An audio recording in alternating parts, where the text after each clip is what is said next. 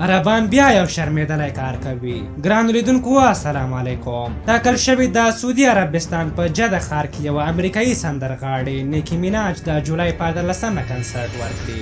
اغلې میناج د سندرو ویلو پر مهال د عجبو غریبو حرکتونو ترسره کولو او نازکو او بربنډو جامو په اغوستلو سره مشهوره ده. د کنسرت اعلان د خلکو ترمنځ حیرانتیا رامنځته کړې.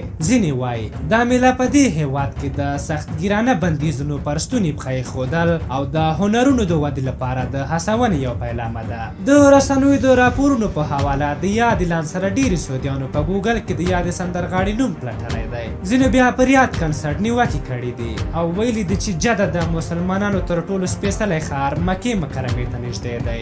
د الجزیره خبري اژانس د راپور له مخې دغه کنسرت چې د پادشاه عبدالله په لوبغالي کې ترسره کیږي د سعودي له قوانینو سره سم پکې د الکولو پر څښلو او تر 14 کلنو تر کم عمره کسانو په ګډون پکې بندیز لګول شوی. د یاد اژانس د راپور له مخې سعودي عربستان په دغه کنفرانس کې د بهرنیو ګډون کوونکو لپاره د چټکې برېښنایي ویزې ترلاسه کولو امکانات هم برابر کړي دي. سعودي عرب په وروستیو کلونو کې په سینما او شوګانو باندې بندیزونه ختم کړل او ښځو ته د موټر چلولو اجازه هم ورکړه. داسې ښکاري چې عربان ورو ورو له چوکاټه وځي. په افغانستان کې چې څومره جګړې شوې یو لوری د همدې شیخانو په زکاتونو باندې حتما تمویل شوی دی چې له دې سره جګړې زور اخیستی دی. تاسو د عربانو دغه کړنه څنګه ارزوئ؟ خپل نظرونه مو راته په کومنټ کې ولیکئ. که زموږ دغه ویډیو مو خوښه شوې وي ضروري لایک کړئ.